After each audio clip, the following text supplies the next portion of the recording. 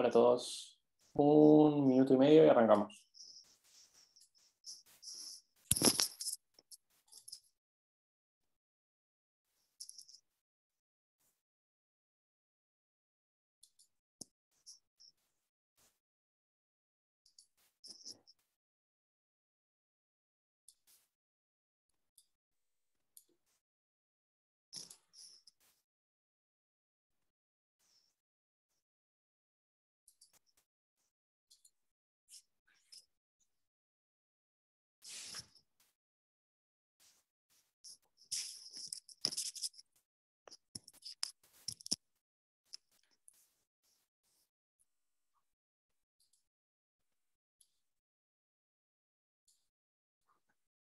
Bueno, son y media. ¿Se escucha ahí? Si algún valiente me dice si se escucha, perfecto. Sí, se escucha. Bien, solo Clara, con cámara, cada vez somos menos los que se animan. Ya lo vamos a convencer a algún otro. Bien. Bueno, históricamente igual siempre en la comisión de la tarde hay menos alumnos que en las restantes. Hoy vamos a trabajar temas que son más extensos que difíciles, y probablemente no alcancemos a verlos capaz en detalle absolutamente todos, son básicamente 3 ejes conceptuales, así que sepan que no va a haber tema que no puedan encontrar en la bibliografía en cuanto a los conceptos que se pueden tratar. Mi idea, por supuesto, es llevar los conceptos con algún que otro ejemplo y que los podamos eventualmente pensar juntos. En el programa, la clase del viernes 11 de junio incluye la unidad 16, puntos A, B y C. Estoy medio molesto a la garganta, así que capaz hablo bajito. Si no se entiende, ustedes me dicen.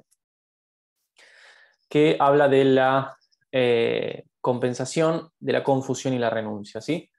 Me interesa, después vamos a ver los temas que faltan, me interesa comenzar con la compensación, que quizás es la más extensa, después vamos a hablar de la confusión y después vamos a hablar de la renuncia y una de las especies del género renuncia, que sería la remisión de los créditos. Cuando ustedes se encuentren con la noción de compensación, de renuncia,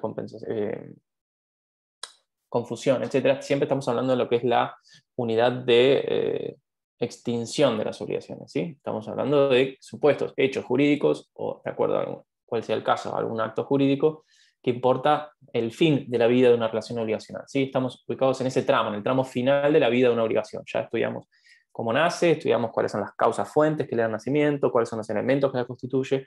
Ahora estamos un poco en la etapa final, que no sea el pago, que es el desenvolvimiento natural de la vida de la obligación, el cumplimiento de la prestación que satisface el interés del acreedor.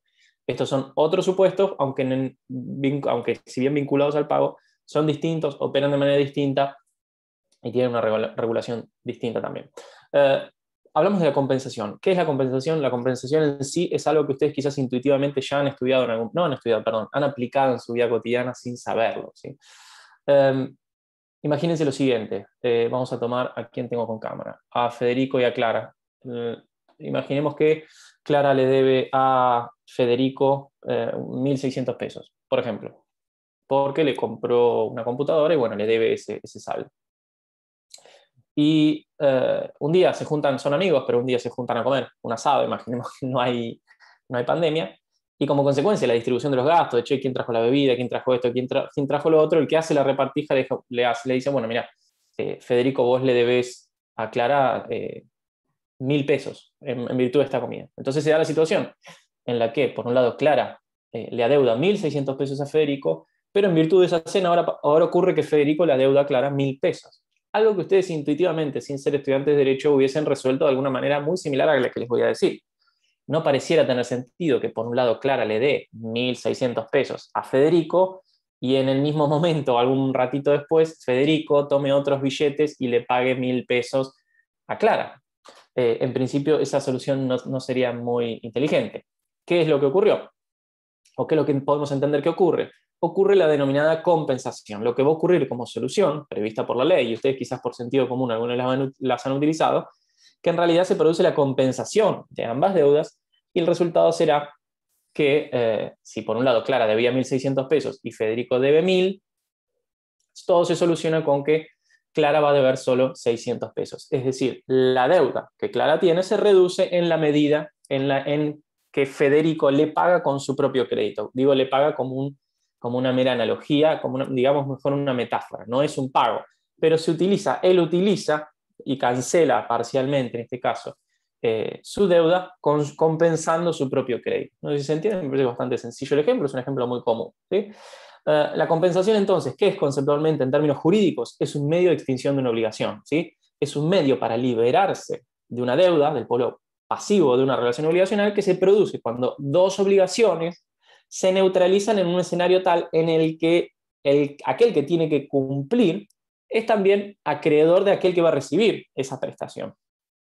O sea que la compensación lo que nos supone son dos personas que son acreedoras y deudoras en forma recíproca, por causas distintas. En este caso, decíamos, Clara compró una computadora y Federico le debe por la distribución de gastos de una cena de amigos. Son dos causas completamente distintas.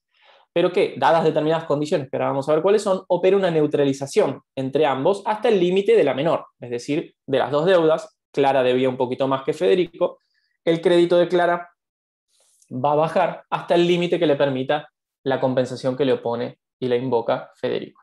¿El resultado qué? 1.600 dividido por uno, 1.000 divididos por el otro. Todo esto redunda en que Clara le debe solamente 600 pesos, el saldo o diferencia. Y este efecto opera desde que ambas obligaciones comenzaron a coexistir conjuntamente y estuvieron en condiciones de ser compensadas. De algún modo uno puede decir, bueno, lo que hizo Federico frente a Clara es utilizar su propio crédito para cancelar, al menos parcialmente, la deuda que tenía con Clara. Dicho eso, la definición legal que ustedes van a encontrar, artículo 921 del Código Civil y Comercial, si lo tienen por ahí dando vuelta, van a ver que dice que la compensación de las obligaciones ocurre cuando dos personas, por supuesto jurídicas o humanas, por derecho propio, reúnen la calidad de acreedor y deudor recíproca. Cualesquiera sean las causas de una y otra deuda, no importa de dónde nace, cuál es la causa fuente que le da origen. Y lo que hace es extinguir con fuerza de pago, es decir, con todas las características propias del pago, las dos deudas, pero hasta el monto de la menor. Por supuesto que si las deudas son iguales, se cancelan las dos. Si hay una que es mayor, se cancela hasta el monto de la menor. Es decir, se reduce en esa proporción. Y ese efecto ocurre desde el tiempo en que ambas obligaciones comenzaron a coexistir en condición de ser compensables. Esto es algo muy importante. No importa, ahora vamos a ver cuándo Federico le dice, che, quiero compensar Clara, sino que lo que importa es en qué momento ambas obligaciones estuvieron en condiciones de ser compensadas. ¿Cuáles son las funciones? ¿Cuáles son los propósitos de este instituto legal? Bueno, en realidad lo que facilitan son las operaciones de cumplimiento, todo lo que tiene que ver con pagos y transferencias. Imagínense que Clara está estudiando en España y Federico está haciendo un posgrado en Perú. No tiene sentido que Clara le haga una transferencia internacional de 1.600, imaginemos dólares para darle algún significado más relevante, le transfiera a Federico 1.600 dólares y por el otro lado Federico le transfiera a su vez 1.000. Hasta de sentido común diría, che, ¿por qué no hacemos más fácil y solo te transfiero la diferencia que son 600?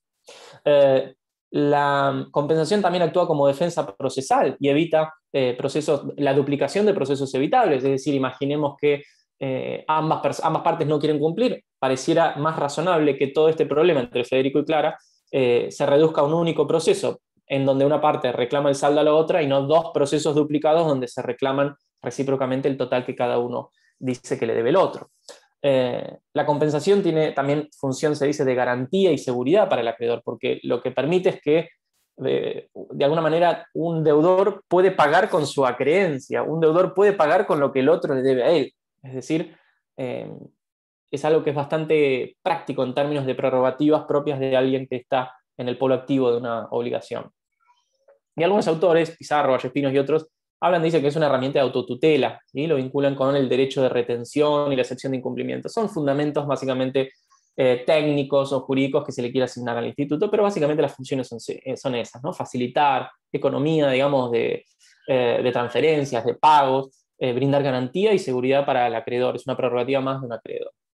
En la práctica negocial son muy frecuentes en las cuentas corrientes, sobre todo en las cuentas corrientes bancarias, donde hay momentos donde el banco nos debe, donde nosotros le debemos al banco, y todo eso se compensa para obtener un resultado único, que puede ser un saldo positivo o un saldo negativo. En las estructuras contables de las cuentas corrientes, implícitamente hay operaciones de compensación constantes. en los clearing bancarios, es decir, cuando los bancos digamos, compensan millones de operaciones entre clientes sin necesidad de movilizar dinero, que el banco 1 le traslada un montón de dinero al banco 2 para que después el banco 2 le traslade parte de ese mismo dinero al banco 1, todo esto se evita.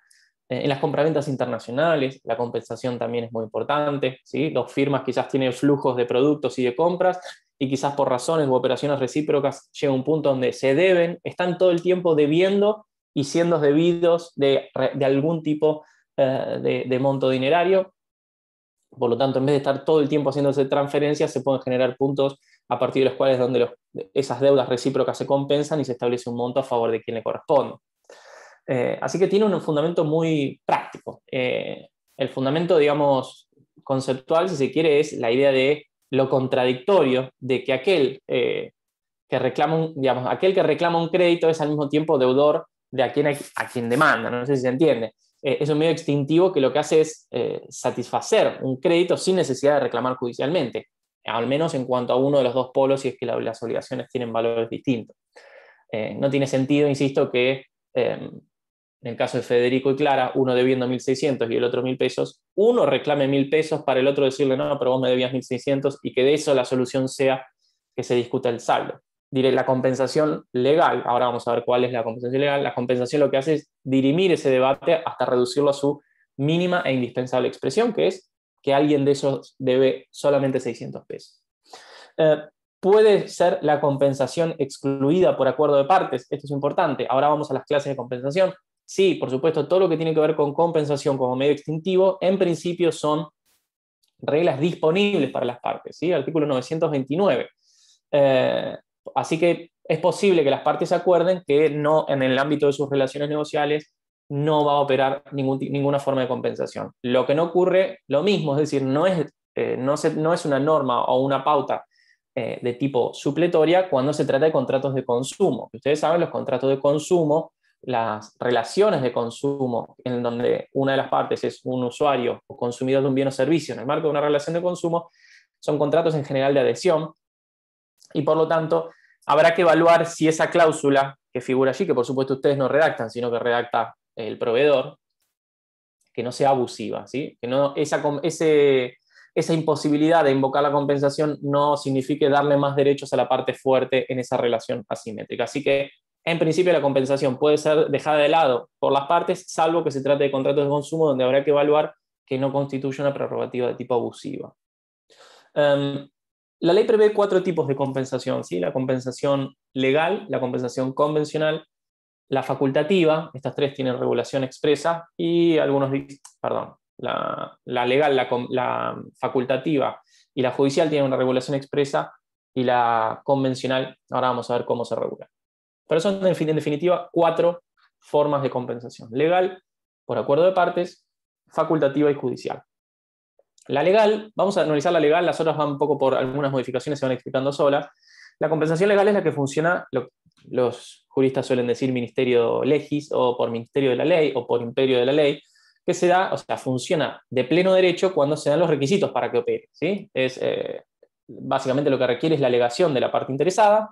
En este caso, Clara invoca la deuda de 1.600, Federico se defiende, digamos, de alguna manera ante ese reclamo. Lo que ella hace es invocar la compensación de sus 1.000. Entonces lo que necesita es la alegación de Federico frente a Clara de querer compensar. Entonces Federico le va a decir, Clara, yo sé que te debo 1.600, perdón si cambio quién debía quién en los montos, pero los tomo a los dos como ejemplo.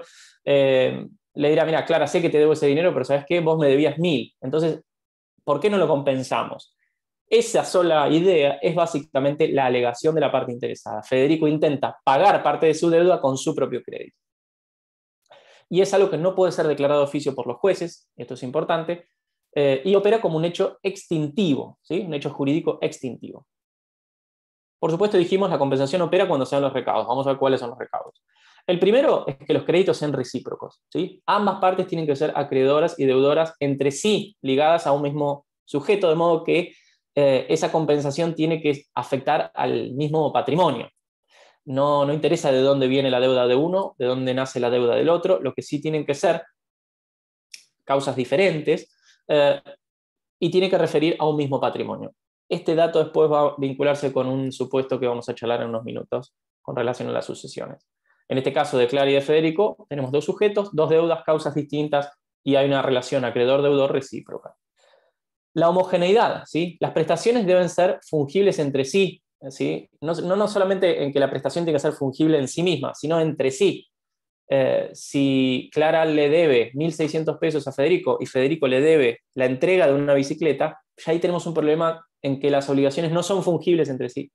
No hay, la doctrina suele hablar más de fungibilidad, de homogeneidad. No son homogéneas las obligaciones que se pretendieran compensar. Entonces Federico no le puede decir, che, Clara, ¿sabés? Viste que yo te doy 1.600 pesos, ¿por qué no te doy la bicicleta? Eso puede involucrar que se pongan en práctica otras formas de extinción de las obligaciones, pero no es la compensación. La compensación requiere que las prestaciones implicadas sean fungibles, ¿sí? No puede compensar aquel, dicen todos los manuales de derecho, no va a poder compensar aquel que debe 2 toneladas de granos con aquel que le debe 500 kilos de harina. Las prestaciones no son fungibles. Por eso se habla de una homogeneidad. En tercer lugar, ambas partes deben ser deudoras de obligaciones de dar, ¿sí? Lo que significa, esto ubíquense en el artículo 930, inciso B, las obligaciones de hacer y no hacer no son compensables legalmente. Obligaciones de hacer y no hacer no son compensables legalmente. Por supuesto, las obligaciones de dar dinero son las que a ustedes más fácil les va a permitir comprender el instituto, y si quieren tener en la mente algún ejemplo, como el que yo hice con los alumnos, las obligaciones dinerarias son quizás las más fáciles para comprender y son donde más se aplica este instituto. El cuarto requisito es la exigibilidad. Ambas deudas deben ser exigibles, es decir, susceptibles de un reclamo inmediato. Lo exige el artículo, si hago memoria, el 923, el inciso C. No son exigibles si está sujeta a alguna condición suspensiva o si están afectados a algún plazo, ¿sí? Podría ocurrir, si tratamos de pensar un ejemplo, que Clara exija a Federico los 1.600 que le debe y Federico le invoque 1.000 pesos para los cuales Clara tenía tiempo para pagar en diciembre de 2021. Entonces, como la deuda de Clara todavía no es exigible porque está supeditada a un plazo que aún no venció, no está en condiciones Federico de invocar la compensación. ¿Se entiende? Porque esa deuda, la que él tiene y con la que quiere compensar su propia deuda, no es exigible. La libre disponibilidad es el quinto requisito. Los créditos tienen que ser expeditos, se suele decir, es decir, lo que significa que las partes pueden hacer lo que quieran sin ningún impedimento legal con esos créditos. Los créditos que no pueden ser pagados, por ejemplo, un crédito embargado no puede ser compensado. Si, ¿a quién tenemos acá? Ivana Rato tiene embargado a Federico por lo que tiene para cobrar de Clara, bueno, entonces Federico no puede usar ese crédito para compensar frente a Clara porque aparece el interés de Ivana. Ivana ya lo embargó, entonces Federico no tiene la libre disponibilidad de ese dinero que tiene para cobrar de Clara. ¿Se entiende? Entonces la libre disponibilidad de los créditos es un requisito para la compensación. Y finalmente la liquidez, algo que pueden poner entre signos de pregunta. ¿Qué ocurre con la liquidez? El problema es que la ley exige que el crédito, no exige, perdón, que el crédito sea líquido. Dice, aunque el crédito no sea líquido o incluso haya sido impugnado por el deudor, un giro bastante extraño. En definitiva, lo que dice es que se podría compensar con un crédito no líquido. ¿Cuándo un crédito es líquido? Cuando se sabe exactamente qué se debe y cuánto se debe. Si aparecen muchas preguntas, ya el crédito deja de ser líquido. ¿Cuánto te debo? Pero pará, no hay que hacer esta cuenta, no, pero para calcular ya el crédito tiene que saberse cuánto se debe. En las obligaciones de dinero tiene que ser un número, una cantidad determinada de unidades monetarias. Si hay que hacer cálculos, cuentas, liquidaciones, etc., el crédito no es líquido. La realidad es que la ley dice que se puede compensar aunque el crédito no sea líquido. En la práctica es difícil, porque si Clara, de vuelta, perdón que ya los tomé a los dos, los voy a tener todo el día citándolos. Si Clara le dice a Federico, me tenés que dar los 1.600 que me debes de la compu, y Federico le dice, no, pero ¿te acordás que vos me debés la suma de todos los, no sé, la plata que yo te debía en tal lado, pero además a eso, ¿te acordás que vos le tenías que calcular un sistema de amortización que acordamos que consultaríamos en el diario de la Nación, de acuerdo al valor del dólar? Ya el crédito significa que no está líquido. No está claro cuánto Federico le debe a Clara. Hay que hacer cuentas, hay que evaluar cuánto es el alcance de esa deuda. ¿Qué dice la ley? No sería impedimento para Federico invocar un crédito de esas características, un crédito que no está líquido. ¿Qué dice la doctrina? Y en la práctica se pone muy difícil compensar de esa manera. Todo es seguro que van a terminar ante un juez diciéndole liquide este crédito, díganme cuánto exactamente es, y la compensación se va a tornar un poco más compleja. No por ello va a pasar a ser una compensación judicial, pero va a ser una compensación que en la práctica probablemente no se verifique. ¿Qué obligaciones no se pueden compensar? La lista del 930, lamentablemente no digo que se la tienen que saber de memoria, pero algunos ejemplos les pido que recuerden. Hay obligaciones que no se pueden compensar, ¿sí? Créditos alimentarios, ya hablamos de las obligaciones de hacer y de no hacer, las obligaciones de pagar daños e intereses por no restituir la cosa del propietario poseedor, las deudas del legatario contra el causante, deuda de los particulares que vienen del remate de una lista aburridísima de bienes, por favor, sépanse algunos, como para tener idea, estos claramente son supuestos en donde, por la naturaleza del crédito de los sujetos implicados, se elimina la posibilidad de compensar, ¿sí? Es una lista larga, que en general siempre va a haber, son supuestos en donde la compensación es impráctica, es razonable evitarla para evitar controversias. En el supuesto de la quiebra, van a ver que el inciso F del artículo 930 dice que no son compensables los créditos y las deudas en el concurso y la quiebra. Lo que la ley concursal dice en el artículo 130 es que la compensación se produce solo cuando operó antes de la declaración de la quiebra del sujeto, que se lo llama fallido.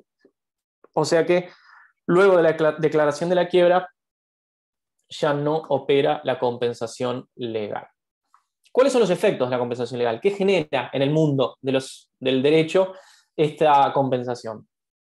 Y fíjense el artículo 924, yo voy a volver a los artículos porque les insisto, este es un código bastante bueno y su letra es bastante clara. Van a ver que dice, una vez opuesta, y esto piensen de vuelta en el ejemplo de Federico, Clara le reclama y Federico le va a decir, che, Clara, ¿por qué no me dejas compensar? O decir, una vez opuesta, y esa es la voluntad de Federico como deudor, que también tiene a su favor un crédito, una vez opuesta, la compensación legal produce efectos a partir del momento en que ambas deudas coexisten en condición de ser compensadas, aunque el crédito no sea líquido, esto ya lo vimos recién. ¿Esto qué significa? Que la compensación legal opera de pleno derecho, pero para que ese efecto se genere, tiene que ser opuesta, ¿sí? Artículo 924, Ramiro. 924. Les decía, la compensación para que opere tiene que ser opuesta, es decir, tiene que ser invocada, alegada por el interesado, sea judicial o extrajudicialmente, no importa el ámbito o el plano en el que esta alegación se haga. ¿Y por qué es necesario ponerla? Porque en realidad es un instrumento de tutela, es un instrumento de protección o defensa de los intereses de un acreedor. Por lo tanto, es razonable que el derecho no obligue, sino que le reconozca al sujeto la libertad para utilizarlo o no, de modo en el que lo crea conveniente. No es posible, y esto es importante ¿vieron cuando yo les digo que algo es importante? Un dato es importante, lo que yo le digo algo es importante. No es posible que se produzca el efecto compensación si el deudor no la invoca, no la alega, como dice, o no la opone, como dice el 924. No es posible entonces que se aplique de oficio o por el solo Ministerio de la Ley. Opera Ministerio de la Ley por voluntad de la ley, pero requiere para ese efecto normativo, ese efecto legal, requiere la oposición, la invocación por parte del acreedor. Ustedes me dirán, bueno, ¿y por qué no querría el deudor? Bueno, no importa, hay muchas razones por las que puede ser que no se quiera. No sé, qué sé yo, se me ocurre. Imagínense el supuesto. Federico, Clara le reclama los 1.600 a Federico, y Federico la verdad es que no le interesa de momento cancelar la obligación que Clara tiene para con él. Entonces quizás le da los 1.600 pesos, pero piensa, no, a mí me viene bien que la semana que viene me dé los 1.000 que a mí me debe. No sé, no importa, cualquier ejemplo, aunque les parezca absurdo, lo que le interesa a la ley es que esto es una decisión del acreedor. Entonces necesita, para que opere, que el acreedor la invoque. Cuando digo acreedor me refiero a Federico en cuanto al monto que le debe Clara. Entonces, una vez opuesta, opera la compensación en la medida en que estén los requisitos que vimos recién. ¿Qué comprende el efecto extintivo? Es decir, la compensación en la forma que les dije que operaba. ¿Qué comprende? No solo, y esto lo vimos la semana pasada, creo que la semana pasada vimos principales y accesorias, no solo se extinguen ambos créditos, si son los dos, o ambos créditos hasta el límite del menor, como vimos en el ejemplo de acá los colegas, sino también se extinguen todas las garantías y accesorios de una y otra prestación, como pueden ser una fianza, cláusulas penales, etcétera, etcétera. Es decir, en el caso de Clara y de Federico, va a subsistir un crédito de Clara por 600 pesos, que es el saldo que queda impago. Sobre ese saldo solamente operarán las cláusulas penales que hubiesen estado establecidas, la fianza que hubiese sido establecida, etcétera, etcétera, pero no más. En cuanto a la deuda de Federico, el crédito de Federico, perdón, y la recíproca deuda de Clara se extingue completamente. La hipoteca y la prenda, que son derechos reales de garantía, uno sobre una cosa inmueble, el otro sobre una cosa mueble, subsiste frente al saldo impago, ¿sí? El gravamen permanece intacto, pese a la reducción del crédito. Esto es importante, es una excepción a lo que les acabo de decir. Y finalmente, ¿cuáles son los efectos que se genera por esta compensación? Los efectos son los propios de la extinción de la obligación. Los intereses corren hasta que opera la compensación, ¿sí? Solo devenga interés el saldo. En el caso, si la deuda de Clara ya era exigible, estaba en mora, devengando intereses a su favor, esos 1.600 que le deuda a Federico, operada la compensación, seguirá devengando intereses por los 600 pesos que Federico le continúa debiendo, ¿sí? No por el todo, solo por los 600. La prescripción extintiva después de la compensación carece de relevancia. Por supuesto, el crédito de la deuda de Clara frente a Federico se ha extinguido por completo. En las solidariamente activas, en las obligaciones solidarias, con sujeto activo plural, la compensación efectuada por un acreedor, esto en realidad no lo vamos a volver a ver porque sé que lo estudiaron extinción en solidarias, lo vieron con otro docente, pero recuerden que en las solidariamente activas la compensación efectuada por un coacreedor propaga sus efectos al resto, extinguiéndose el crédito para todos, ¿sí? Los acreedores tienen derecho a la participación en caso de compensación legal por la cuota que cada uno tiene en el crédito original. Imaginemos, Diego le debe a Ana y a Victoria 1.000 pesos. Alguien escribió acá, me está haciendo lucecitas. ¿No sería como un pago parcial? Sí, en el caso en que las deudas sean asimétricas, dijo Julieta, es correcto. Podés pensarlo como un pago parcial. Hay que tener cuidado con la analogía con el pago porque no sería prudente que se lo confundan con el pago. Es otro medio de extinción. Pero en definitiva, cuando uno compensa, en el asado, cuando le decís, che, ¿te acuerdas que me debías 1.600? Bueno, yo te debo 1.000, hacemos así, te quedo debiendo 600. Eso es una forma de pagar. Uno paga con su propio crédito. Lleven hasta ese límite la analogía, el ejemplo, si se quiere la metáfora.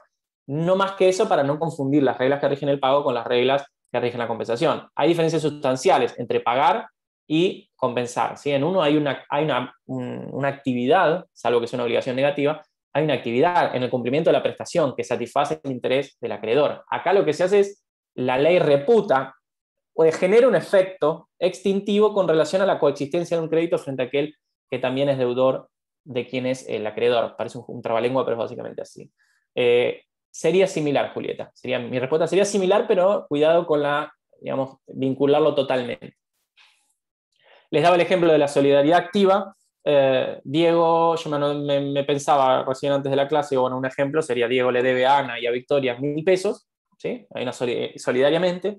Si Diego compensa esos 1.000 con otra deuda que Ana tiene con él, bueno, la deuda se extingue, pero Victoria tiene derecho a decirle, che, Ana, todo bien que vos compensaste, pero dame mi cuota en la obligación. Por ejemplo, si fuesen por mitades, dame mis 500 pesos. O sea, joya que te arreglaste con Diego, pero a mí dame los 500 pesos. Es decir, estas son las reglas naturales que ustedes vieron en el 835 y 846. Estoy jugando un poco de memoria de acuerdo, en este caso, a la solidaridad activa.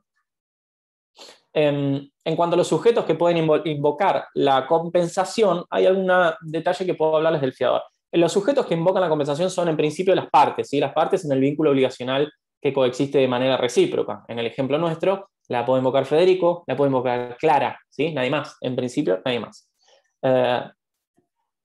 Y además, como les dije, es una facultad, alegarla o invocarla. ¿Qué ocurre con el fiador? Y algunos autores dicen, bueno, el caso del fiador es la idea de la regla de que no se puede oponer compensación sino respecto de aquellas prerrogativas propias del deudor o del acreedor, tiene una excepción en la fianza, porque el 925 dice que el fiador, estoy haciendo memoria, el fiador puede invocar la compensación de lo que el acreedor le debe a él o al deudor principal, ¿sí? Pero lo que no puede hacer es el deudor oponer al acreedor la compensación de su propia deuda, del fiador, ¿sí? Es decir, no puede oponer al acreedor la compensación de su propia deuda con la deuda que tiene el acreedor al fiador. Es como una suerte de relación triangular. Esto van a tener que, cuando lean esta norma en el código, van a tener que hacerse el dibujito para imaginarse. Pero imagínense que de alguna manera son ecuánimes, no son iguales o idénticas las relaciones o las posibilidades que tiene el deudor con el fiador simple. Por ejemplo, o sea, ¿esto por qué ocurre? Porque el fiador es un obligado accesorio del deudor y no puede estar obligado a más de lo que debe el deudor principal, ¿sí? Entonces, puede usar todas las defensas que les corresponde al deudor principal, pero no funciona a la inversa. El deudor no puede mirar a su fiador y decir, déjame usar un crédito tuyo para yo. No funciona de esa manera, ¿sí? El fiador, si algo debe, puede oponer la compensación de lo que le debe el acreedor a él o a su deudor, pero no puede el deudor principal pretender pagar invocando lo que ese acreedor le debe a su fiador. No sé si se entiende. Si no, puede parecerles un trabalengua cuando ustedes se sientan y dibujan los tres polos, queda muy simplemente asegurado, o sea, queda muy claro el esquema, y van a ver que el fiador lo que hace es tener una prerrogativa que no se le reconoce al deudor. Finalmente, en cuanto a las obligaciones solidarias, creo que ya lo mencioné, 835 inciso B, sí, ya lo mencioné. Seguimos con sigo con el programa mirando para no olvidarme nada. Compensaciones de tipo facultativa. ¿Qué es la compensación facultativa? Si tienen el código por ahí, vayan al artículo 927. La compensación facultativa lo que hace es opera por la voluntad de una sola de las partes cuando renuncia a un requisito faltante para la compensación legal que juega a favor suyo, ¿sí? Produce efectos no desde el momento en que las deudas estuvieron en condiciones de ser compensadas, porque técnicamente nunca estuvieron en condiciones de ser compensadas porque algún requisito faltaba. Por lo tanto, los efectos, dice la norma, se producen cuando es comunicada a la otra parte. La norma tiene una redacción bastante capciosa. La compensación facultativa, es decir, que voluntaria, si se quiere, opera cuando hay alguno de los elementos que exige la ley para que opere la compensación legal que está ausente. O cuando alguna norma incluso impide, impide la compensación para resguardar el interés del acreedor. Pizarro y Vallespinos dan el ejemplo de que el acreedor invoca un crédito y el deudor de una obligación afectada por una nulidad relativa, es decir, supuestos donde hay una obligación, un crédito nacido en el marco o afectado por una nulidad relativa. Otros libros dicen, bueno, imaginen el caso, yo creo que este ejemplo lo daba Calvo Costa, que dice, bueno, A le debe a B un caballo pura sangre de una raza muy precisa, pero también es acreedor al mismo tiempo de B, o sea, hay un crédito inverso, de un caballo genérico, es decir, un caballo común. Esas son las deudas recíprocas que se tienen. Como no se tratan de prestaciones fungibles, ahí ya falla, no son prestaciones homogéneas, uno le debe un mega caballo recontra retop de pura sangre, raza pirulo, el otro le debe un caballito común y corriente, mientras no sea el peor del género, la compensación no podría operar, dado que, en este caso, uno de ellos cumple entregando cualquier caballo. El deudor de una obligación de género cumple entregando cualquier caballo en la medida en que no sea el de peor calidad. Esto también, entonces, permitiría a ese mismo deudor entregar un caballo de pura sangre de raza X. Es decir, el que debe la obligación de género podría entregar uno de calidad media o entregarle también el pura sangre de la raza. Si se da este último supuesto, dice Calvo Costa, en un ejemplo que es medio polémico, sería un supuesto de compensación facultativa. Estaría en posibilidades de compensar. Yo, la verdad, el ejemplo que se me ocurre más sencillo sería que el ejemplo que les di hace un tiempo. Clara le debe 1.600 pesos a Federico. Federico le debe, que está abrigado, se ve que no tiene el calefactor prendido. Federico ahí lo vemos tapadísimo. Federico le debe 1.000 pesos a Clara, pero sin embargo la deuda de Federico está sometida a un plazo que no venció, ¿sí? En ese supuesto, Federico podría compensar, pero tendría que renunciar a esta falta un requisito, que es ¿cuál? El de la exigibilidad. Hay una de las deudas que no es exigible. Bueno, en ese caso Federico, si pide compensar, está renunciando a justamente un requisito, uno de los requisitos que juega a su favor, que es el plazo. En ese caso, la inexigibilidad momentánea de la obligación. En ese supuesto me parece, que es un ejemplo un poquito más claro, puede invocar la compensación de tipo facultativa y va a producir efectos desde el día en que ambas obligaciones comenzaron a coexistir. No, produce sus efectos desde el momento en que Federico le comunica a Clara esa intención de compensar. Le dirá, che, Clara, yo la verdad te debía 1.000 pesos a fin de año, pero ¿sabes qué? Te los compenso ahora. Entonces, en ese momento, de esa manera, un recaudo legal que no estaba cumplido, Federico lo renuncia a su favor, y la compensación facultativa opera desde que esa comunicación de Federico a Clara es realizada. ¿Cuál es la compensación judicial? ¿Sí? Artículo 928 del Código Civil y Comercial.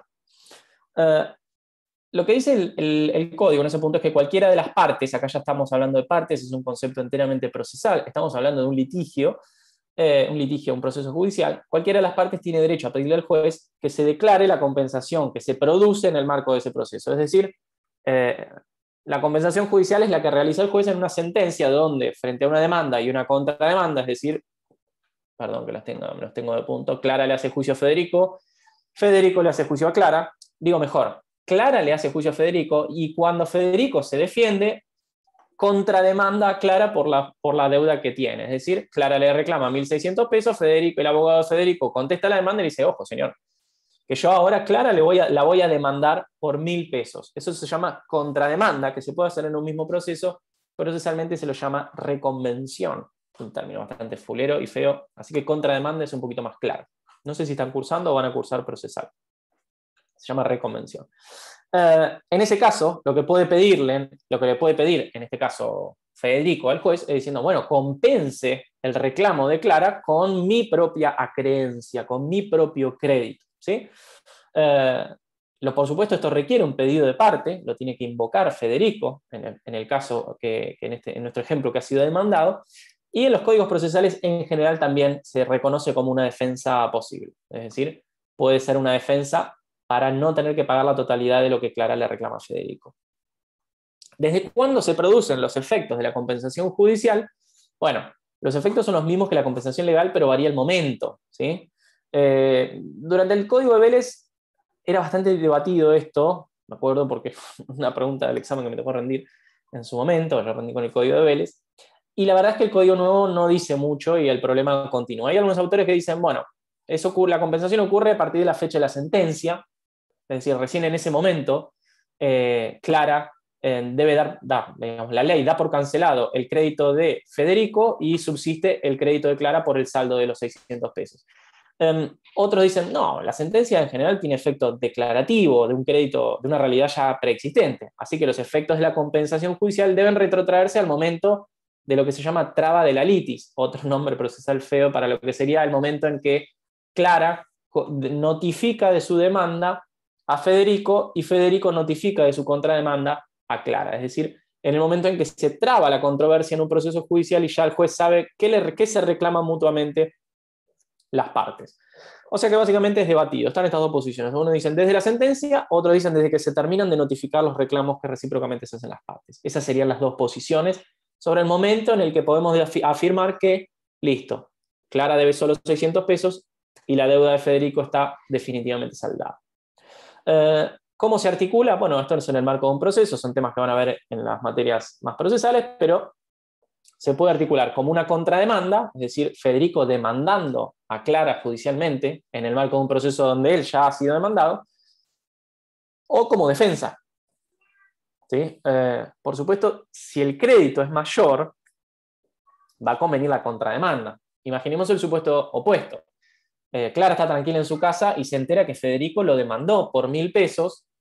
Entonces Clara va con su abogado y dice, no, ¿sabes qué? Yo te voy a contrademandar por 1.600. A Clara en ese caso no le conviene defenderse con la deuda, con el crédito que tiene de 1.600, porque si se defiende y no pide nada, el juez no le va a reconocer, en su sentencia no va a declarar su derecho, solamente va a declarar la compensación.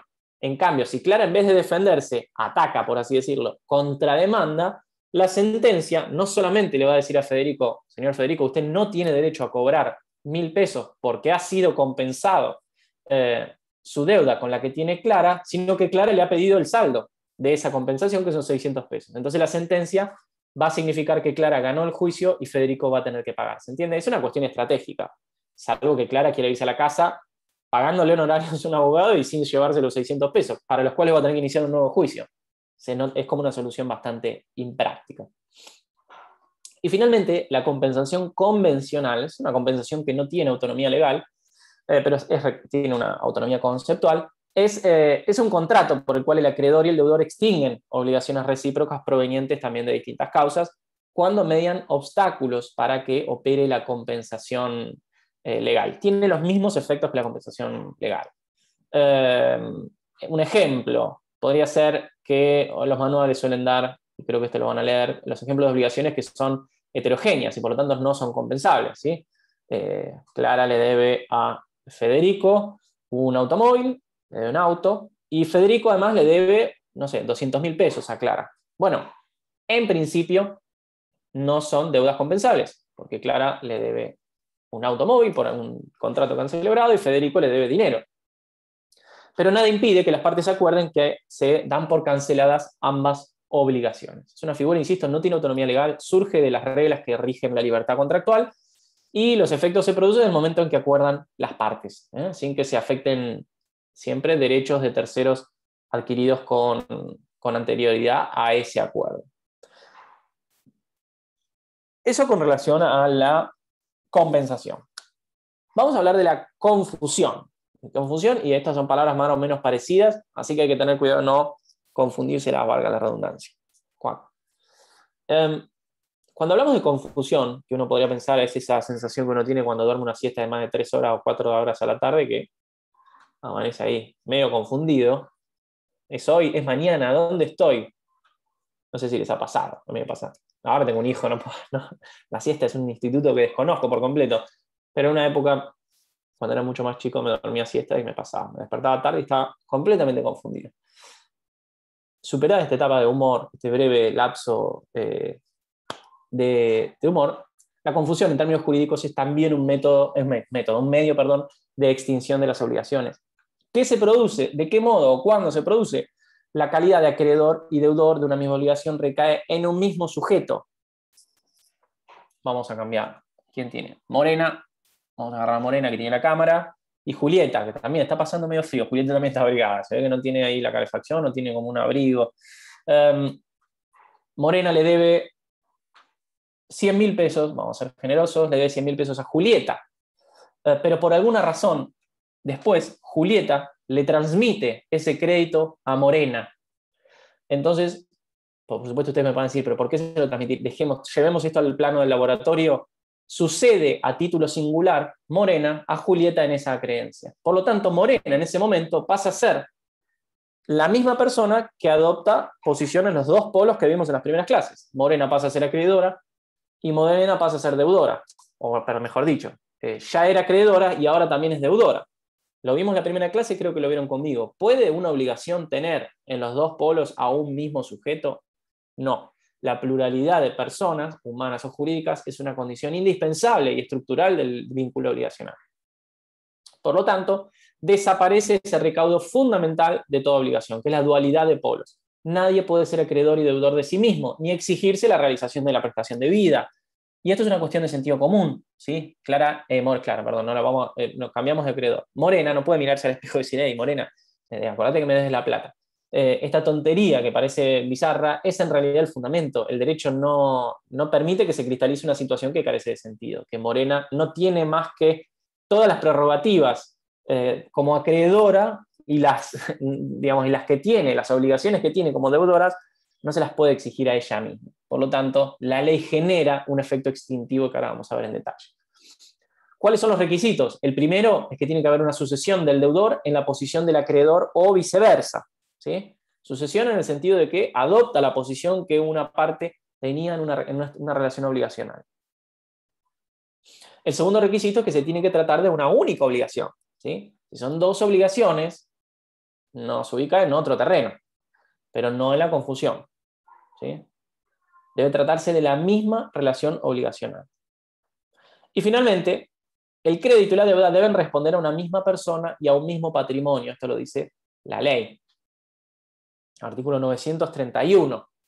Por lo tanto, aunque acá esto es más o menos un poco más controvertido, si el crédito y la deuda convergen en una misma persona, pero en patrimonios separados, la confusión no opera, ¿sí? Es lo que pasa con las obligaciones del heredero contra el muerto o a la inversa, ¿sí? Bueno, no quiero ser... no quiero involucrarlos a ustedes en ejemplos que involucren la muerte porque me da un poco de cosquilla, pero imagínense que yo, Tomás Marino, no sé, a mi viejo me debe o le debo plata, se muere, no tengo hermanos, o si tengo, no importa, no cambia el ejemplo.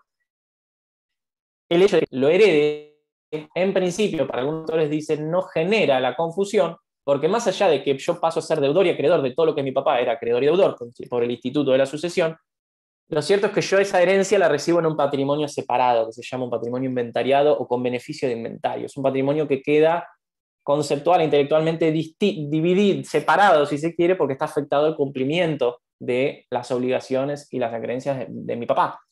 Entonces, este sería un supuesto donde no opera. Otros autores dicen que sí. En general, yo creo que no, porque la ley en ese punto es clara. No hay confusión tampoco si la calidad de acreedor y deudor no tiene lugar por derecho propio, lo que ocurre con los representantes legales de un incapaz, ¿sí? Que adquiere para sí un crédito contra su representado. Eso no hay que confundirlo, ¿sí? Una mamá con relación a un hijo, un curador con relación al incapaz, etcétera, etcétera. Siempre que hablamos de confusión, estamos hablando de acreedores y deudores por derecho propio, más allá de que tengan para el ejercer sus derechos a que acudir a algún sistema de representación que involucre, insisto, puede ser una representación voluntaria o una representación, como en este caso, legal. ¿Cuál es la naturaleza jurídica? Esta figura, la naturaleza jurídica, ¿cuál es la esencia, dicen algunos, en otra palabra aún más fea que naturaleza jurídica? ¿Cuál es, cómo se conceptualiza o cómo se la concibe a este medio extintivo? Algunos autores decían, bueno, no es un medio de extinción, en realidad es un hecho jurídico que paraliza el ejercicio de las acciones. En el caso que les mencionaba de Morena, bueno, Morena no puede ejercitar las acciones como acreedora porque Morena es la deudora, no podría ella reclamarse a sí misma la prestación. Otros decían, digamos, otros decían que sí, que efectivamente es un modo extintivo, y es en definitiva el criterio que adopta el Código Civil y Comercial. Se regula como una causal de extinción de las obligaciones. Artículo 932, van a ver que dice que la obligación se extingue, así que no hay duda. La naturaleza jurídica es un medio de extinción. ¿Qué causas generan la confusión? Bueno, acá tenemos el problema de la sucesión universal, como les decía, el supuesto del heredero. Calvo Costa y otros autores dicen que la sucesión universal hace operar la confusión, es decir, la persona que hereda a su acreedor o un tercero que hereda a los dos, ¿sí? En este caso, no sé, no se me ocurre, imaginemos que por alguna razón yo heredo a mi viejo, bueno, sí, quizás tenían deudas con mi mamá, yo heredo a los dos, o cualquier persona, imaginemos cualquier ejemplo, más no seguir matando a gente de mi familia, imaginemos que el sujeto C hereda a A y a B, ¿listo? Y ahí no matamos a nadie. Si A y B son deudores o acreedores en alguna relación obligacional y el sujeto C los hereda a los dos, algunos autores dicen, bueno, se produce la confusión. Otros, Pizarro y Vallespino, siguiendo a Ósola, otros dicen, no, cuidado, porque recuerden que la herencia se presume aceptada con beneficio de inventario, lo que significa que la herencia, uno recibe la herencia, pero queda ahí a un costado, ¿sí? Queda con ese beneficio de inventario porque las deudas del causante no se responden con el patrimonio del heredero, sino que se cubren con esa herencia, salvo causales macanas que se puede mandar el heredero y que el código las castiga, digamos, fundiendo esos dos patrimonios. Pero salvo que eso ocurra, que no ocurre casi nunca, las deudas del causante se pagan con eso. Uno no responde por las deudas de nuestros padres fallecidos. Solo respondemos con herencias, ¿entiende? Eso es lo que se llama la responsabilidad intravires, no ultravires, que es un sistema mucho más injusto, si se quiere. Por lo tanto, esa separación de patrimonios motiva que estos autores digan la confusión no opera porque ahora la confusión habla de patrimonios idénticos. ¿Qué ocurre con la sucesión individual? Que era un poco el ejemplo que había dado con Julieta y con Morena. La confusión opera por sucesión a título singular, es decir, cuando media una cesión de crédito por parte del acreedor a favor del deudor. Es decir, Julieta le cede su crédito a Morena, un crédito que es Morena quien es acreedora. Bueno, en ese caso Morena es deudora. Morena, que pasa a ser ahora acreedora y deudora de la misma relación jurídica obligacional, se opera la confusión y esa obligación se extingue, ¿sí? Puede operar en cualquiera de los dos sentidos, ¿sí? Cesión de crédito por parte del acreedor a favor del deudor o por cesión de deuda a favor del acreedor. O en caso de que un tercero, por acto de cesión, reciba los dos, ¿sí? En este caso, Solange le compra a Julieta el crédito y Solange hace un arreglo y le transfiere y recibe, como sucede como cesionaria, la deuda de Morena. Por alguna razón, que no le vamos a preguntar a Solange por qué se metió en semejante lío, adquiere de una y otra los dos polos de la obligación y por lo tanto de vuelta Solange queda inmiscuida en los dos polos, no puede reclamarse a ella misma, no puede reclamar y se da esa situación espejo que yo les digo que justifica que se opere la confusión, ¿sí? La confusión, por supuesto, puede ser total o parcial, según comprenda a toda la obligación o a una parte.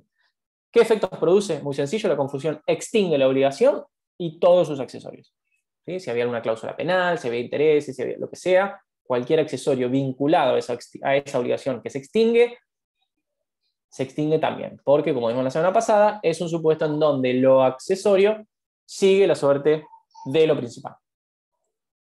Vamos finalmente a la renuncia de derechos. Esto incluso el otro día había alguna pregunta en el chat.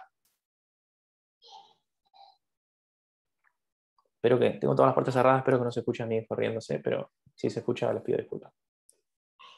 Son vicisitudes de la pandemia en que uno da clase y a veces se escuchan ruidos caseros. Renuncia de derechos. De hecho, como siempre les digo, acá esta vez saqué al perrito, pero ya varios amigos se han burlado porque tengo el perrito, esta es la habitación de mi hijo, un perrito, un dibujo de un bulldog francés, y me dicen, che, queda medio infantil que en YouTube aparezca la captura tuya hablando de el patrimonio y atrás un perrito. Me dicen, es poco serio. Entonces ahora saqué al cuadro que tapaba este agujero y bueno, sepan disculpar la desprolijidad. Renuncia de derechos. ¿Qué es la renuncia de derechos? En un sentido enteramente amplio y laxo, la renuncia es un acto por el cual una persona que es enteramente libre, lo que hace es abdicar de un derecho que es por ley disponible, ¿sí? Cualquiera sea la naturaleza de ese derecho, ¿sí? Renunciar es eso, es abdicar, es liberar, es entregar, por así decirlo, es quitarse una mochila, que en este caso es un derecho disponible, es una prerrogativa legal. En un sentido restringido, en cambio, la renuncia es un acto de abdicación voluntario y espontáneo de un derecho de crédito, que es distinto, o, si se quiere, es una especie. Y esto último que les acabo de decir es la remisión de la deuda, ¿sí? Insisto, en un sentido amplio, la renuncia es la abdicación de un derecho, y dentro de este género encontramos una especie que es la abdicación voluntaria y espontánea de un derecho de crédito. Esto último es lo que se llama remisión, que van a ver que en el programa figura en la misma línea, como si son dos medios de extinción, pero hay una relación género-especie. Renuncia es un género, una de cuyas especies es la remisión de la deuda, ¿sí?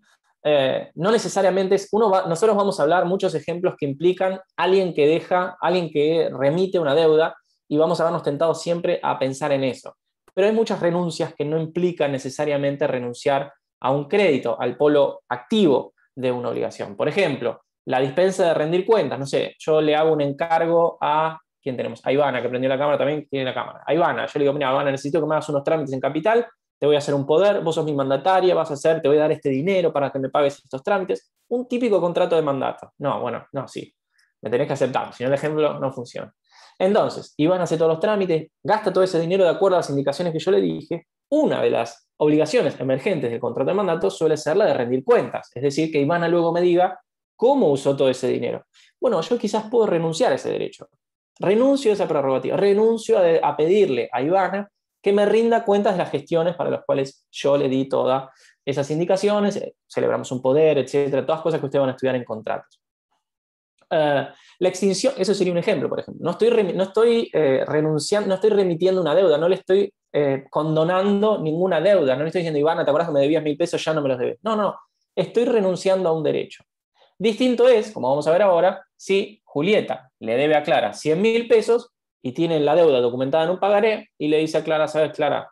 Me caes muy bien, y le rompe el pagaré en la cara y se lo devuelve. Bueno, en ese caso ya estamos hablando de que Julieta renuncia a un derecho de crédito frente a Clara. Entonces, en ese caso sí estamos en una especie de la renuncia, que es lo que se llama la remisión de deuda, ¿sí? O sea que para que vean que son una relación género-especie, más que nada para que no se confundan cuando piensan ejemplos al leer el código o estudiar estos conceptos. ¿Cómo lo regula el código? La renuncia y la remisión se regulan de modo conjunto, aunque hay algunas pautas vinculadas sobre las renuncias de leyes y sus efectos en el artículo 13, que todos lo estudiaron en realidad en Civil Parte General. Pero ambos, renuncia y remisión, correctamente están regulados de manera conjunta porque, por supuesto, género y especie tienen muchos elementos en común. ¿Qué diferencias hay entre una y otra? Lo que les acabo de decir. Toda la doctrina entiende que la renuncia es el género, y el género como abdicación de un derecho susceptible de ser abandonado, y una especie dentro de ese género es la remisión. ¿Qué es la renuncia? Un derecho de crédito. todas las prerrogativas, derechos y facultades que emergen del polo activo de la obligación, su titular las renuncia. Eso es la remisión. En el caso que les dije, Julieta le dice a Clara, todo mi derecho, todos los elementos, todas las facultades que me da la ley para cobrarte los 100.000 pesos que me debes, ¿sabes qué? Los renuncio. Es decir, estoy remitiendo la deuda. En este caso, Julieta, perdón, está remitiendo frente a Clara la deuda que ella tiene para con su acreedor. ¿Qué tipo de clases de renuncia hay? Bueno, la más obvia es por actos entre vivos o por disposiciones de última voluntad. Acá hay cosas que van a estudiar ustedes en derecho sucesorio, que creo que no sé si se sigue estudiando con familia, como era hace unos años, o es una materia aparte, la verdad no lo sé, pero es el último civil, ¿sí? De lo que es la vida humana, la muerte es la última materia de los civiles. Por actos entre vivos, por supuesto, son todos los ejemplos que acabamos de ver. Por actos de última voluntad, más que nada, el supuesto más evidente sería lo que se llama el legado de liberación, que está regulado en el artículo 2494 y 2505. Lo que ocurre ahí es que el testador, lo que hace, luego de que fallece, por supuesto después de que fallece no puede testar, el testador lo que hace es extinguir la obligación para el momento en que se muere del deudor legatario, mediante la remisión de deuda, ¿sí? Yo testo y digo, bueno, en el caso, luego de morirme, Julieta me debía 100.000 pesos, pero bueno, le perdono esa deuda, ¿sí? Esto es un profesor de derecho sucesorio me escucha y me mata, pero para que entiendan, digamos, la idea. El legado es básicamente la liberación de la deuda que el legatario tenía con el causante, ¿sí? Que se efectúa, por supuesto, por testamento, por un acto de última voluntad. La deuda principal y sus intereses y accesorios. Otra clase de renuncia son las renuncias gratuitas u onerosas. Las renuncias onerosas, cuando la renuncia es onerosa, se hace por un precio a cambio de alguna ventaja, ¿sí?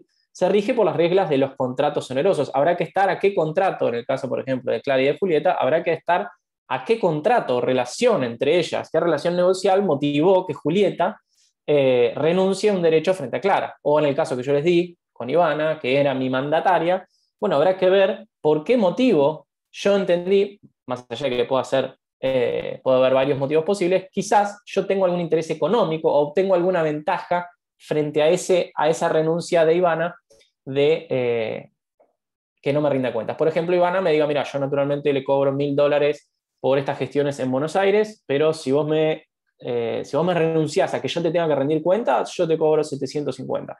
Por ejemplo, ese sería un supuesto donde la renuncia no es gratuita. Hay un intercambio de prestaciones donde hay un interés económico que implica que no fue gratuita esa renuncia. Hay ventajas y contraventajas que se evalúan y que puede justificar esa actitud. Por ejemplo, sería esquemáticamente, A, me había notado como ejemplo, A tiene un crédito frente a B, pero B acepta renunciarlo si le paga 2.000 pesos. ¿Sí? Se aplicarán en lo pertinente, en ese caso, las reglas del contrato de compraventa, porque es básicamente el contrato que más se asemeja a ese tipo de operación. La renuncia, a la inversa, es gratuita cuando se realiza sin ninguna contraprestación por parte de aquel que se beneficia. ¿Sí? No es necesario que haya una voluntad de beneficiar al deudor. Por ejemplo, si A renuncia parcialmente de un crédito frente a B, pero por el solo hecho de que de ese modo B le cancela la otra parte, por ejemplo. Es decir, no es necesario que exista una contraprestación o una ventaja implicada en esa renuncia. Cuando esa ventaja no está, estamos hablando de una renuncia de tipo gratuita. En el caso inicial sería que lo hace sin ningún motivo, puede ser altruista o por cualquier otro motivo moral o ético, del tipo que sea, pero que no implique un motivo que pueda ser perceptible como una ventaja económica. Y finalmente, por supuesto, las renuncias pueden ser totales o parciales, según refiere a una relación o situación jurídica total, íntegramente considerada, suelen decir los autores, o a algunas de las prerrogativas implicadas en esa relación obligacional.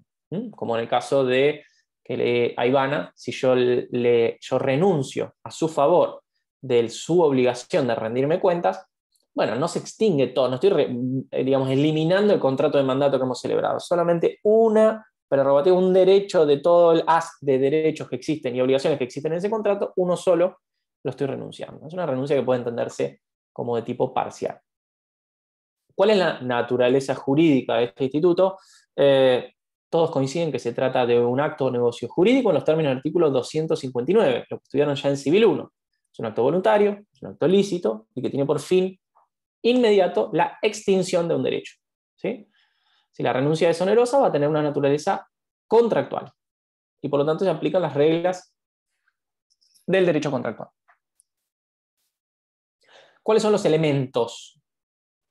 Como acto es un acto unilateral, esto es importante. Si la doctrina es mayoritaria, esto es controvertido, pero es un acto unilateral la renuncia. Yo no necesito de la voluntad de Ivana para renunciar a mi derecho a que ella me rinda cuentas, ¿sí? Esto es importante.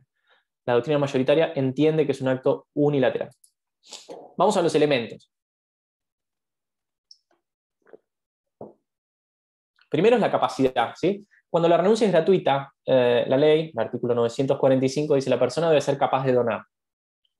Uno, en principio, en realidad tiene que ser capaz de ejercicio, pero como habla de capaz de donar, técnicamente debemos remitirnos a las reglas de la capacidad de ejercicio y la capacidad de derecho del contrato de donación, ¿sí? Que nos vamos al 1548. Las personas que tienen plena capacidad de disponer sus bienes son aquellas que pueden donar, ¿sí? Así que estamos hablando de una persona capaz. Si la renuncia, en cambio, es onerosa, hay que estar a las reglas de que rigen la capacidad de cada negocio. Acá es imposible fijar una regla general, digamos. Como les dije que cuando es onerosa hay que evaluar el tipo de contrato en el que se genera esa renuncia, bueno, hay que ir también a las reglas que rigen la capacidad de cada uno de esos contratos. Cuando estoy en contratos se van a volver locos porque cuando estoy en cada uno de esos contratos, el código regula la capacidad para celebrar ese tipo de contrato, la capacidad de derecho, ¿sí? No la de derecho, acá estamos hablando de capacidad de derecho. Entonces ahí hay que ir a cada tipo de contrato que se aplica y evaluar las reglas, ¿sí?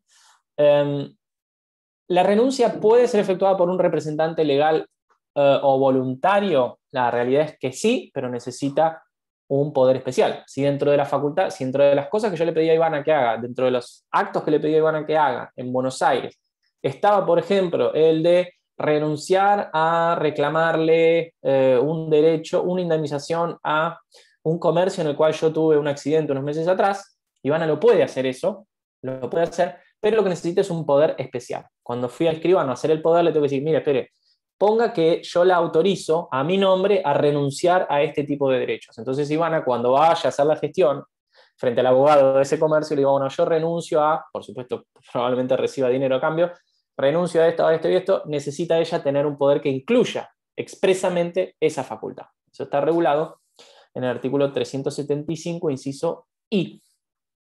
En el caso de los representantes legales, tienen que tener autorización judicial, ¿sí? Esto sí es importante. El representante legal tiene que tener autorización judicial otorgada con intervención del Ministerio Público. ¿Sí? Si yo, padre, estoy renunciando a un derecho a ser indemnizado por un comercio, para ser indemnizado no yo, sino mi hijo, y en ese caso yo no puedo renunciar. Yo necesito autorización del juez y que participe el asesor o la asesora de incapaz. Artículos 100 y siguientes del Código Civil y Comercial. Estas son pautas que ustedes también han estudiado en el cuatrimestre pasado. Si son hechas esas renuncias sin la representación, son inoponibles, pero pueden ser eventualmente ratificadas. Eso sí es importante decir. Es decir, si Ivana viene y me dice, che, Tomás, no sabes la que me mandé, la verdad es que renuncié a X derechos frente, ¿te acordás? A esa persona que yo tenía que hacer la gestión A, B y C, bueno, la verdad es que al final me abataté y te renuncié a tal derecho. Esa renuncia, si no está en el poder la autorización para renunciar, me es inoponible. Yo le puedo decir, Ivana, mira, lo siento, es un problema tuyo, yo no te autorizo a renunciar. Pero la realidad es que yo la puedo ratificar. Le puedo mandar una carta de documento y decir, mire, esa persona renunció, no estaba autorizada, no tenía poder, pero la verdad es que ratifico esa gestión. Y la renuncia opera igual. ¿Se entiende? Es decir, las renuncias sin representación son inoponibles al insuficientemente representado, pero pueden ser ratificadas con posterioridad.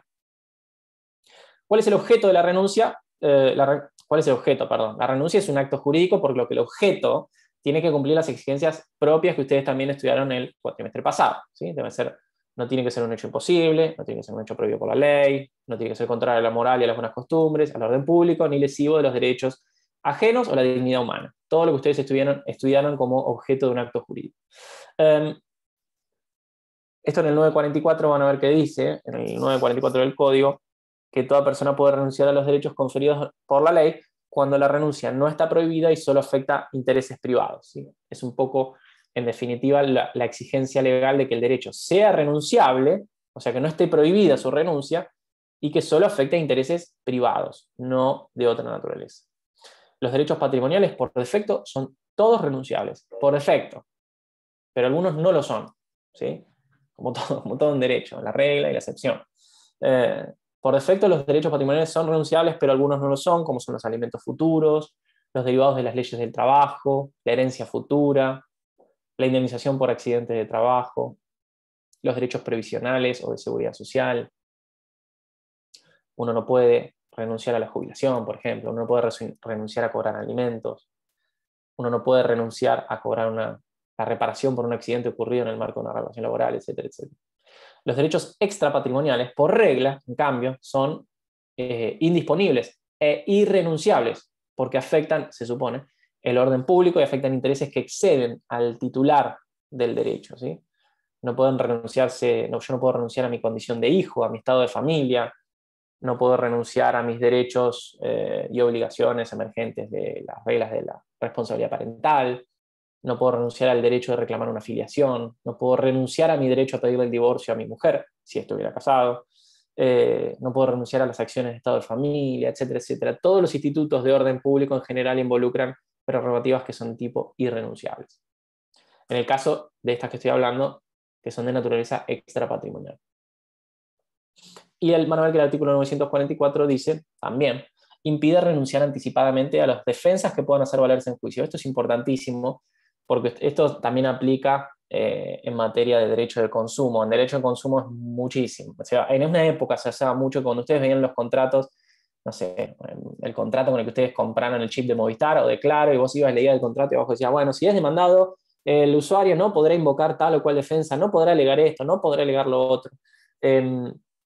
Las posibilidades de defenderse en un pleito es irrenunciable. La posibilidad de toda persona de defenderse en un juicio es irrenunciable. No se pueden anticipar, no se pueden renunciar anticipadamente a las defensas que eventualmente puede plantear una persona en juicio, ¿sí?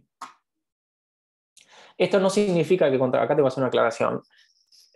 Esta premisa tiene algunos límites difusos en algunos contratos que vinculan a las obligaciones de dar dinero. Creo que este cuatrimestre la plenaria dineraria la di yo. No sé si se acuerdan que cuando vimos dinerarias y los contratos en dólares, yo les expliqué que quien hoy contrata en dólares pone 2 o 3 carillas de defensa para que quede claro que el acreedor solo va a aceptar dólares, no va a aceptar pesos, no va a aceptar pago por equivalente.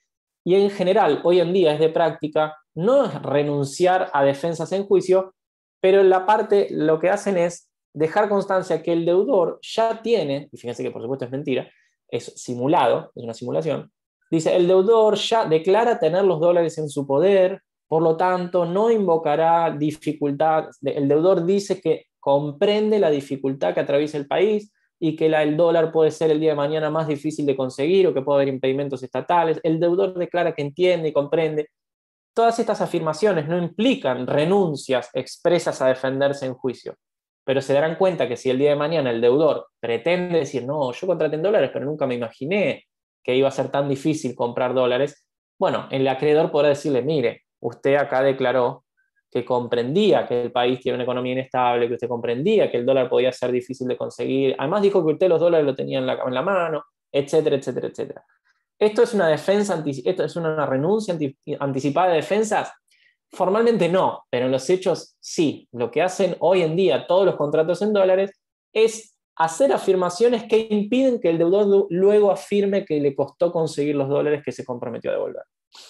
Así que esta afirmación de no se pueden renunciar anticipadamente a las defensas es como que con un poco de creatividad la pueden pasar por alto, ¿sí? Si uno contrata en dólares, insisto, van a ver hojas completas diciendo que el deudor reconoce un montón de cosas que obviamente le juegan en contra si el día de mañana quiere, en base a eso, hacer algún tipo de defensa en un proceso judicial.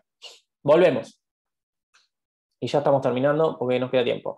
La renuncia no está sujeta a formas especiales, es un acto no formal, por lo tanto no les exige ninguna forma explícita a las partes, aun cuando se refiere a derechos que constan en un instrumento público, ¿sí? Esto está regulado en el artículo 944. 49. Pueden hacer entonces las formas que crean conveniente. Se requiere, sí, escritura pública o un acta judicial en un expediente cuando se quiere renunciar a una herencia. No una herencia futura, una herencia ya recibida. La renuncia puede ser tácita, cuando hay manifestaciones que implícitamente permiten inferirla, o puede que la ley o las partes exijan que tenga que ser manifestada de forma expresa, explícita. ¿Cómo se prueba la renuncia? Reglas generales. Si la renuncia es onerosa, se aplican las limitaciones probatorias del 1019-1020, es decir, la prueba de los contratos. En general hay cierta libertad, pero las reglas que establece el 1019-1020 son reglas propias para probar contratos, por lo tanto habrá que estarse a esas reglas que ustedes van a estudiar el cuatrimestre que viene. Se prueba como se prueban los contratos.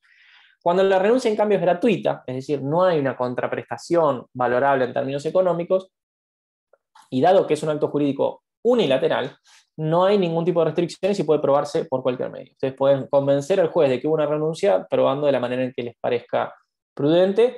Lo que sí es claro, y esto es importante, las renuncias no se presumen y deben ser acreditadas de manera clara. Cuando digo entonces no se presumen, es que ante la duda el juez va a decir, lo siento, yo acá no estoy convencido, la renuncia no la veo, perdón, ese derecho subsiste. Y cuando significa que tiene que ser acreditado de manera clara, es decir, que la voluntad del renunciante tiene que surgir palpable, no tiene que ser, yo acá pareciera que quiso renunciar, no, tiene que ser bien claro. El juez tiene que estar persuadido de que hubo una renuncia a un derecho. Por supuesto, la razón es obvia, que la consecuencia de la renuncia a un derecho es su extinción, entonces la ley es exigente en cuanto a cómo probarlo. Esto indirectamente va a llevar a que cualquier renuncia de derechos, las partes van a querer instrumentarla. Si es por instrumento privado con firma certificada, ni que hablar con instrumento público ante un oficial fedatario. ¿Cuáles son los caracteres de la renuncia? Rápido, no los quiero aburrir. Aunque es controvertido, la renuncia es un acto unilateral. La renuncia tiene una naturaleza abdicativa y no traslativa de derechos. Cuando hablamos de que Julieta renunciaba de un derecho frente a Moreno, o que yo renunciaba de un derecho frente a Ivana, no se traslada ese derecho, yo no le entrego mi crédito a Ivana, ¿no? El derecho no va de una cabeza a otra, el derecho se extingue, ¿sí? Por eso se dice que es abdicativa y no traslativa. No es que el derecho abandona a un titular y va a cabeza de otro, el derecho desaparece. Es de interpretación estricta, como les dije, no hay presunciones, deben ser acreditadas y tienen que ser acreditadas con prueba convincente. Tiene efectos lo que se llama estas expresiones horribles, ex nunc, es decir, operan hacia el futuro, no tienen efecto retroactivo las renuncias, ¿sí? No es que si yo renuncio a un derecho frente a Ivana, ese derecho se entiende renunciado desde que nuestro mandato comenzó unos meses antes. No, esa renuncia opera desde que se llevó a cabo, ¿sí? Opera hacia el futuro. Es retractable mientras no haya sido aceptada, quedan a salvo los derechos adquiridos por terceros. Esto es propio de cualquier acto unilateral y finalmente provoca la extinción del derecho y todos sus accesorios y garantías. Es decir, produce sus efectos entre deudor y acreedor sin perjudicar a terceros, lo que significa que acreedores perjudicados con esa renuncia pueden deducir acción revocatoria pauliana. Es decir, es medio chino el ejemplo, es difícil, pero si yo al renunciar a mi obligación de rendir cuentas estoy perjudicando por alguna razón a Morena, Morena puede de alguna manera introducir, si tuviese las condiciones necesarias, puede accionar por vía pauliana o revocatoria para no verse perjudicado por esa renuncia. Es decir, en esa renuncia no tiene que haber un perjuicio de derechos de terceros, en cuyo caso esos terceros tienen facultades para actuar en los términos que ya vieron cuando vieron la revocatoria. Y el 947 van a ver que habla de la retractación. La renuncia puede ser retractada mientras no haya sido aceptada, ¿sí? Cuando la renuncia es gratuita, puede ser retractada. La aceptación no es un elemento estructural de la renuncia, esto es importante, no es que no hace bilateral al acto, sigue siendo unilateral, pero la renuncia es como una válvula de cierre. Es el hito hasta el cual puede operar la retractación. Hasta que, en el caso que yo le di, Ivana no me diga, ok, Tomás, damos por renunciada tu derecho a pedirme a mí la rendición de cuentas por este mandato, hasta que ella no acepte esa renuncia, yo técnicamente le puedo decir, no, ¿sabes qué? No, sí, rendime cuentas. Sí, porque quiero saber qué hiciste con la guita que te di. Por ejemplo, ¿sí? En este ejemplo que les estoy dando. Si esa aceptación no se produjo, yo puedo levantar la mano y decirle, ¿sabes qué, Ivana? No, mejor sí. rendime cuentas, te doy un mes, por favor, rendime cuentas. ¿Sí? Sería una retractación porque no operó la aceptación. La renuncia, cuando es onerosa, ya implica un contrato, y salvo que haya alguna previsión en contra, no puede ser dejada sin efecto unilateralmente. Esto también lo van a estudiar en contratos. Ya si hay un contrato implicado en esto, una parte no puede unilateralmente adoptar una decisión que implica desembarazarse de un derecho, ni mucho menos de una obligación. Así que ahí se aplican las reglas de los contratos que no permiten hacer esas decisiones unilaterales. Y nos quedan 15 minutos, voy a pasar a la remisión de la deuda. Voy a hacer un ejemplo con los terceros perjudicados, pero de última, si después tenemos tiempo, lo vemos. Vamos con la remisión de la deuda. La remisión de la deuda, insisto, es una especie dentro del género de las renuncias. La remisión de la deuda es un acto jurídico unilateral, donde el acreedor abdica ahora no de un derecho genérico, sino un derecho de crédito. Por lo tanto, provoca la extinción de la obligación de su deudor sin que exista el pago, es decir, sin que exista la satisfacción del interés del acreedor por medio de la prestación. Y por lo tanto, se libera al deudor de su condición de tal. ¿Sí? Es una manera de renunciar a un crédito. Algunos lo llaman condonación, quita, liberación, perdón, no sé, nombres así, de todo tipo tiene. La remisión de la deuda tiene todo tipo de nombres. El artículo 951 van a ver que dice que las reglas que rigen la renuncia se aplican a la remisión de la deuda hecha por el acreedor. No tiene mayor regulación porque en definitiva no la merece. Como naturaleza jurídica, la doctrina, alguna doctrina ha dicho, bueno, es un acto jurídico bilateral y requiere ambas voluntades. Otra doctrina, ciertamente mayoritaria, dice que la remisión es un acto unilateral y por lo tanto opera por la sola voluntad, la declaración de voluntad que tiene que ser recepticia del acreedor. ¿Sí? Si Clara le debe 5.000 pesos a Ivana, basta que Ivana declare y le diga a Clara, Clara, esta deuda yo te la perdono, de un modo en que Clara recibe ese mensaje y a partir de ese momento la deuda se considera remitida. ¿Sí? Eso significa que Ivana deja de ser acreedora de Clara, Clara queda liberada de esa obligación, deja de participar del polo activo de ese vínculo y el vínculo de hecho como tal desaparece. ¿Sí? Es tan sencillo como eso. ¿Puede ser a título gratuito o oneroso? La remisión puede ser a título oneroso o puede ser a título gratuito, pero solo tiene sentido como institución autónoma e independiente cuando es gratuita. ¿Sí? Todos los ejemplos que van a pensar y que se les va a ocurrir solo tienen sentido si es gratuita, porque si es onerosa, o va a haber un pago, o va a haber una dación en pago, no sé si ya la estudiaron, la van a estudiar estos días, o va a haber una transacción. O sea, si la remisión de la deuda es onerosa, seguro se aplica alguna otra figura. O sea, esto lo dicen algunos autores, la remisión onerosa tiene de tal solo el nombre, porque seguro que se aplican otras figuras. Así que conceptualmente la remisión puede ser onerosa, ustedes responden en el examen, sí. ¿Cuál es la remisión que tiene utilidad práctica? Es la remisión gratuita. En el caso de Ivana y de Clara, cuando Ivana, voluntaria y sin ningún tipo de contraprestación de Clara, le dice Clara, te perdono esta deuda y se acabó. ¿Sí? Entonces Clara deja de ser deudora, Ivana automáticamente deja de ser acreedora y no necesariamente hay una contraprestación. Entonces, si no, les llevo al absurdo. Si Ivana le dice a Clara, Clara, esta deuda, mira, ¿sabes qué? Yo esta deuda voy a decir una estupidez, pero lo digo como ejemplo. Esta deuda de 5.000 pesos yo te la perdono si ahora me das 5.000 pesos. ¿Sí? Y bueno, ¿qué regla se aplica? Se aplica la regla del pago. Parece una tontería, pero te das cuenta que la remisión, en la medida en que es onerosa, seguro se vincula con algún otro instituto. Te perdono esta deuda de 5.000 pesos. Si me das esa bici que veo que está ahí, esa bici verde que vale 5.000 pesos. Y bueno, es una dación en pago. Y así puedo seguir una serie de ejemplos tontos, pero que en realidad son los ejemplos que hacen esta explicación de la utilidad práctica solamente de la remisión gratuita. ¿Cuáles son los requisitos? Los requisitos son los mismos que se piden para la renuncia, ¿sí? La capacidad del otorgante en cuanto al objeto, en cuanto a la forma y en cuanto a la prueba.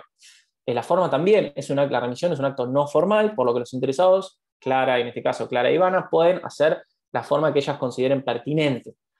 Y lo más importante, y acá sí podemos hacer alguna advertencia importante, puede ser expresa o puede ser tácita. Es expresa cuando Ivana le dice explícitamente, de manera positiva e inequívoca a Clara que es su deudora, que está renunciando a su derecho de crédito, que le está remitiendo la deuda, le está condonando o perdonando la deuda. Y Clara recibe ese mensaje, recibe ese llamado de teléfono, recibe ese mensaje de WhatsApp, recibe esa carta de documento, de algún modo recibe ese mensaje, toma conocimiento de la voluntad de su acreedora. Pero es tácita cuando puede ser inducida por ciertos actos que no dejan lugar a dudas sobre la existencia de una voluntad en tal sentido, ¿sí?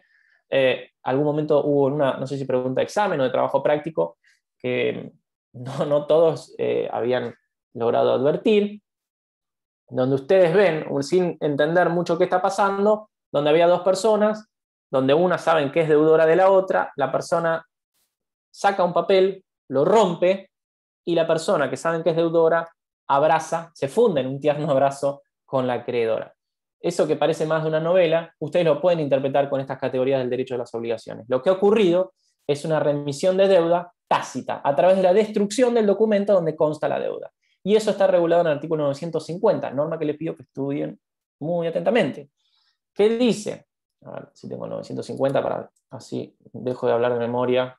Se considera remitida la deuda, excepto por el contrario, cuando el acreedor entrega voluntariamente al deudor el documento original en que consta la deuda. Se lo da o lo rompe, por supuesto, lo mismo. La destrucción genera el mismo efecto o todavía más que la entrega.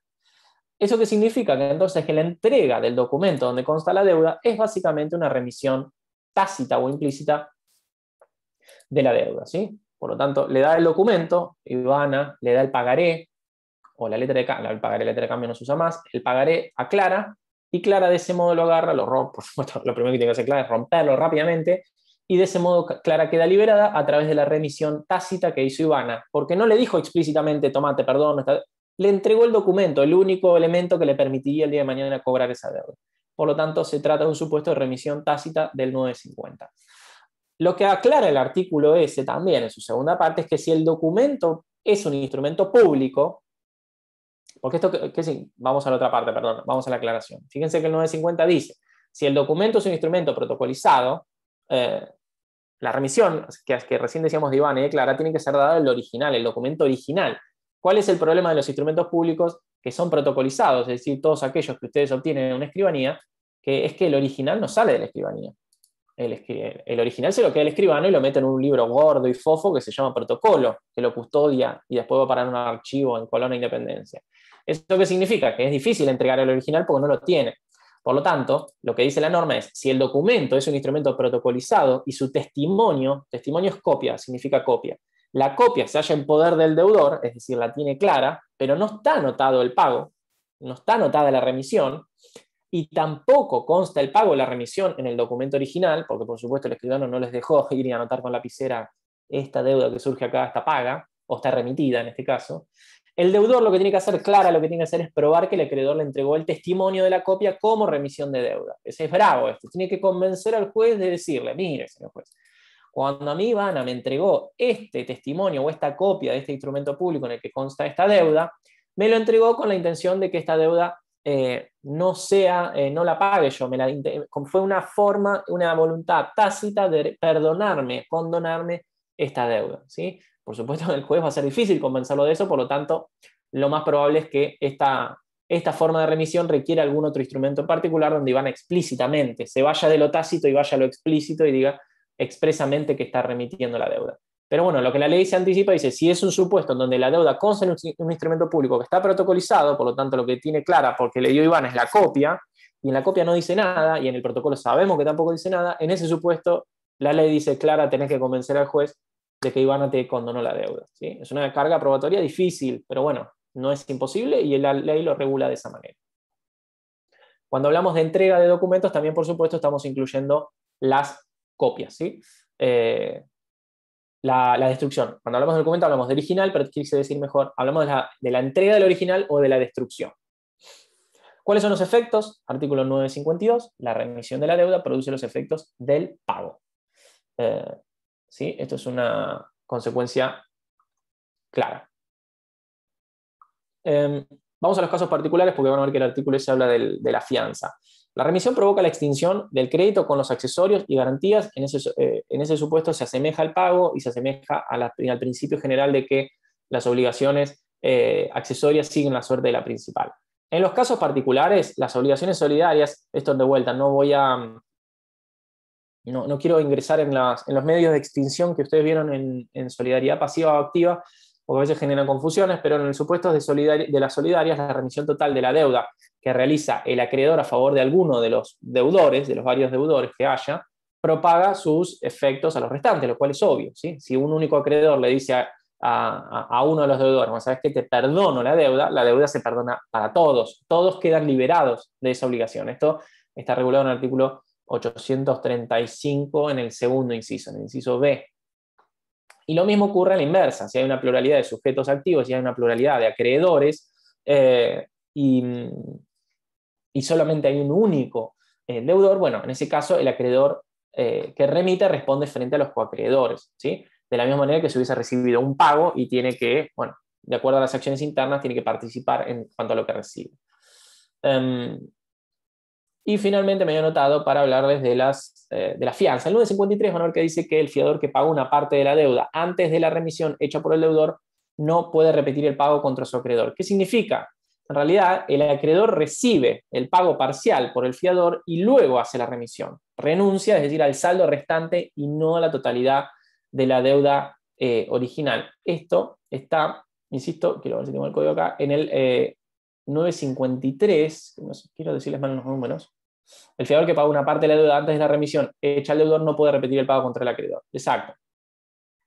Ese sería un supuesto en el que un fiador simple, es decir, imagínenselo a la par del deudor, que paga una parte de la deuda de su principal antes de que el acreedor haga la remisión, ¿sí? Eso no puede ser repetido contra el acreedor. No puede repetir ese pago contra el acreedor. No tiene derecho a hacerlo, ¿sí? Porque de vuelta el acreedor recibe ese pago parcial y luego remite. Lo hace ya sabiendo que recibió parte de pago. Es más, capaz lo hace en razón de ese pago parcial. Pero el fiador no puede decir, che, justo yo te pagué y ahora la perdonás. Yo el martes te pagué y el miércoles le perdonás la deuda. Bueno, ¿por qué no me das lo que yo te pagué? No puede hacerlo, no puede repetir. Ya eso ingresa en el patrimonio del acreedor y la remisión es posterior, ¿sí? Finalmente, el 954 habla de la cosa entregada en prenda, la entrega de la cosa dada en prenda, que la restitución, dice la norma, artículo 954, la restitución al deudor de la cosa dada en prenda solo causa la remisión de la prenda, pero no la remisión de la deuda. Esto es un supuesto específico para regular los efectos implícitos que se pueden entender. Si se restituye al deudor la cosa prendada, lo que se entiende extinguido es la garantía, la prenda, no la deuda, ¿sí? Que la deuda subsiste. Es como que se limita el efecto de esa entrega o el significado tácito o implícito que puede considerarse con relación a esa entrega. Si nosotros, en nuestro acreedor prendario se quedó con nuestro auto, dado en garantía por un préstamo, bueno, que nos devuelve el auto no significa que no le demos el préstamo. Significa siempre que ese préstamo ya no está garantizado, porque la prenda se extinguió, la garantía se extinguió, pero la deuda subsiste, ¿sí? Ese sería básicamente el ejemplo. Son las 8 de la noche, tengo que cortar. Les hago una pregunta general. ¿Hay alguna duda o inquietud? Sé que llegamos medio tiempo y hubiese frenado antes, pero eran varios temas. Los escucho a ver si tienen alguna duda o inquietud. A ver si veo el chat. No hay que pagar los intereses y el crédito. Dice Julieta que pobre, claro, ya esto me lo debe haber preguntado hace una semana más o menos y no había visto la pregunta. Julieta, ¿a qué te referías acá?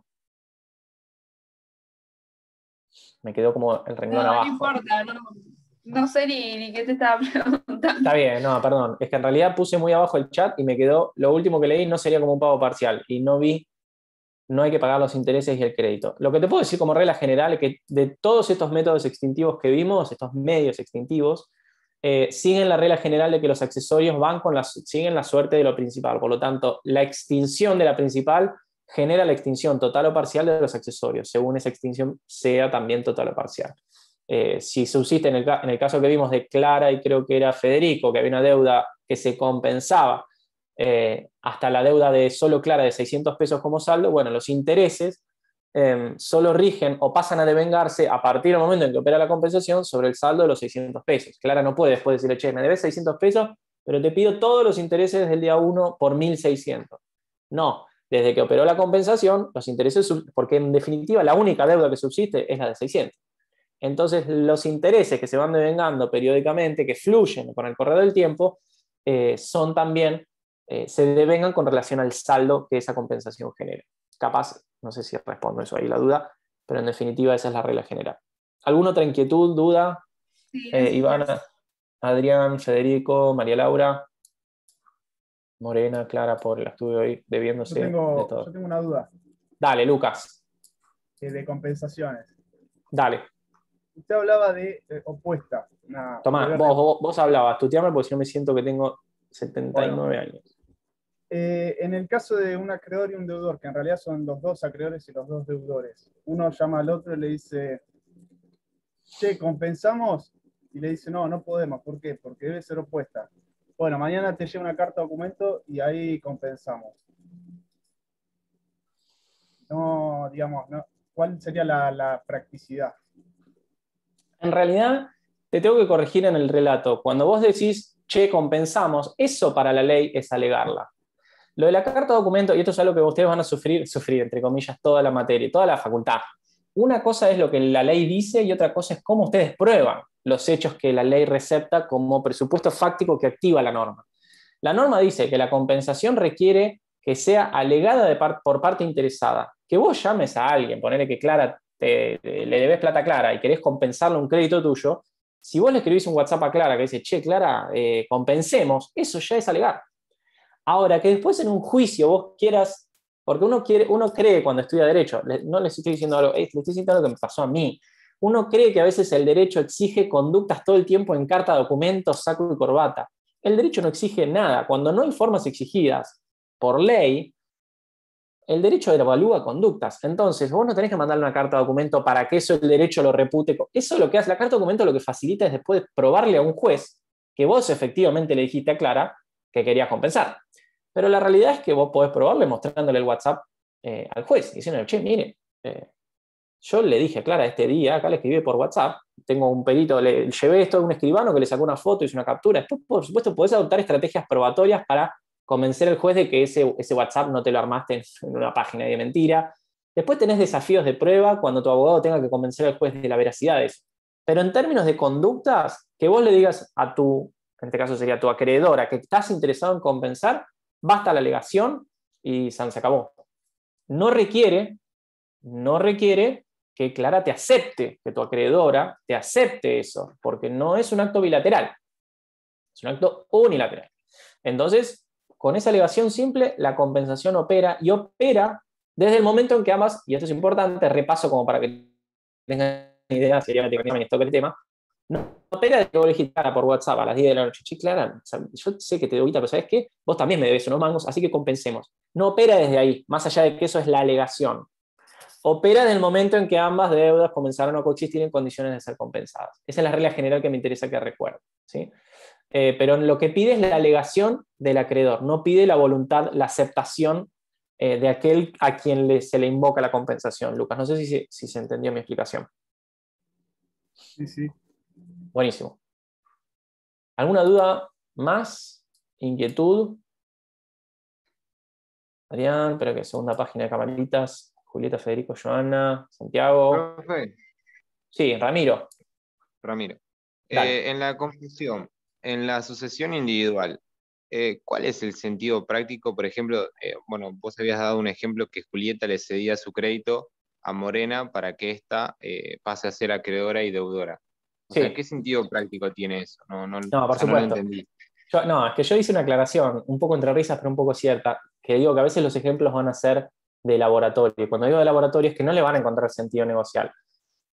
Un ejemplo que creo que puede ser más propio, imagínate un banco que está por cerrar y toma toda su cartera, y esto ocurre mucho cuando se liquidan los bancos, no sé si les ha pasado, que, bueno, no tengo que haberlo pasado, pero que te llama, mira, soy Cuchuflito, Sociedad Anónima, ahora somos titulares de los créditos que tenía el Banco del Plata, Montoto, que ya el banco ese no existe más, pero es toda esa cartera de clientes con ese haz enorme de créditos y de deudas y de relaciones obligacionales que el banco tenía, se los pasa a una sociedad o se los pasa a un fideicomiso o se los pasa a otro banco.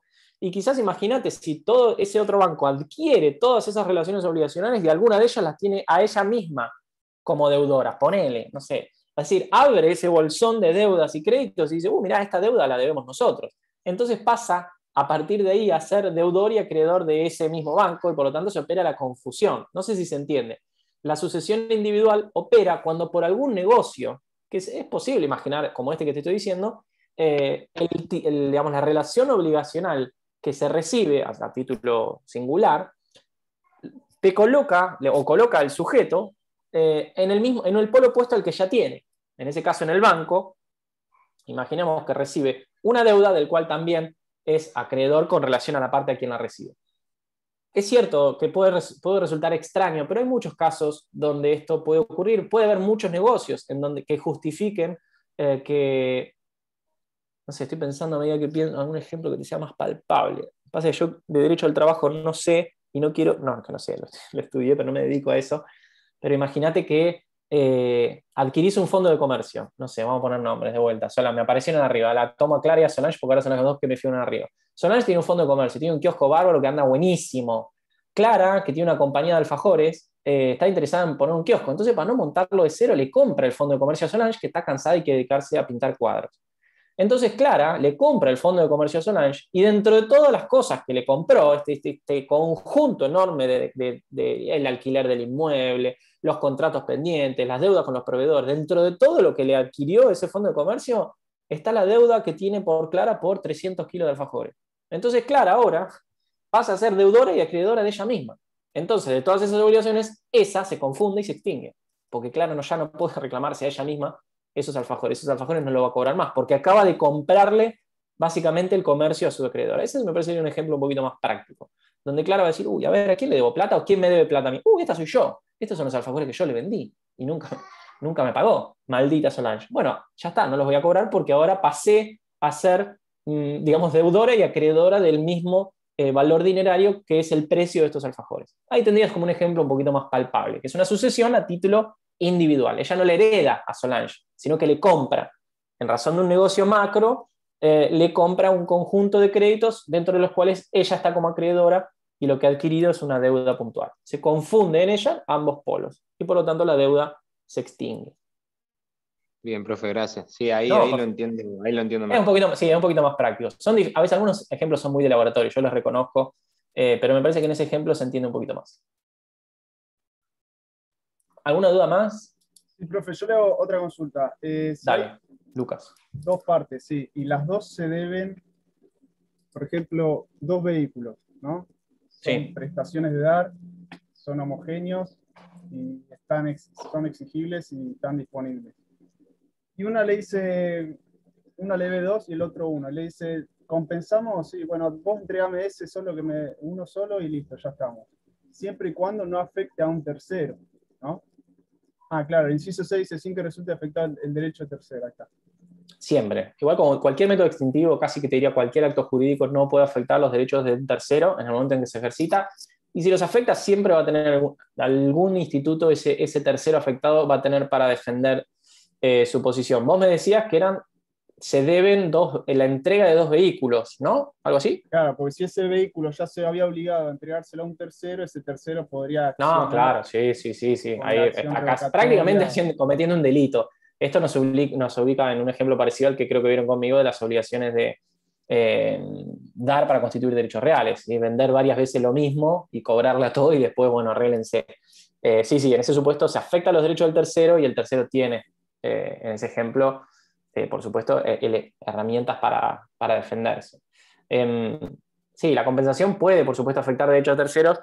En ese caso, igual ya hay una maniobra ilícita que hace que el ejemplo no funcione mucho, porque la venta sucesiva de un mismo bien ya coloca más que en confusión, o sea, más que vos en realidad estás hablando, supongo, de compensación. Sí, más que compensar,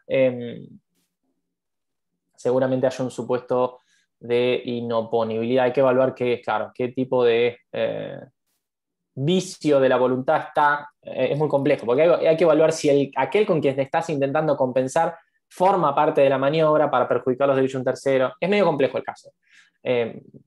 Pero claro, sí, es medio daría lugar Chinese. a varias acciones. Dijo una vez una abogada en una audiencia que estuvo. Esto es medio Chinese. Es medio chino. Es chino el caso, pero está bueno, pero habría que ver cuál es la maniobra y qué rol tuvo cada uno para perjudicar a ese tercero. De ahí surgen por lo menos 3 o 4 encuadres distintos. Pero sí, está bien. Lo importante es eso, que son obligaciones de dar. Si vos me decías, una de las obligaciones era construir o pintar una pared y la otra era no plantar un árbol, esas obligaciones no son compensables. Siempre tienen que ser obligaciones de dar fungibles entre sí. ¿Alguna otra duda, inquietud? Que ya si no veo varios que están bostezando. ¿Alguna otra inquietud, duda? Santiago, Ramiro, Lucas. Bueno, chicos, que tengan buen fin de semana y la bibliografía para estudiar este tema siempre la misma. Pizarro y Vallespino siempre va a ser lo mejor. Gracias. Cualquier otra seguro que también va a funcionar. Que tengan buen fin de semana. Chau, chau. Igualmente, hasta luego.